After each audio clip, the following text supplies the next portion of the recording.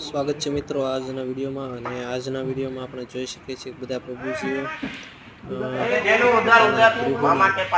સાફ સફાઈ માટે લાગી ગયા છે અને ગૃહમાં જે પોતાની પથારી છે તે બહાર કાઢી રહ્યા છે।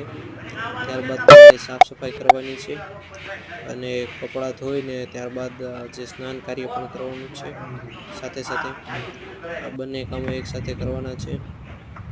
જોઈ શકો છો કે પ્રભુજીઓના ગોદડા જે ઘણા સમયથી તેઓ ઉઠતા હોય છે, ધીમે ધીમે તેમાં વાંસનું એની પ્રોબ્લેમ રહે છે, તેથી તે બધા એને તડકે કાઢ્યા છે, જેથી ગરમ થવાને લીધે તેમાં જે વાંસ ને એવું આવે છે અને ખરાબ થઈ ગયેલા ગોદડા ને એવું બધું છે તે સળગાવી દેવાનું, ત્યારબાદ તેમને નવા ગોદડા આપવામાં આવે છે।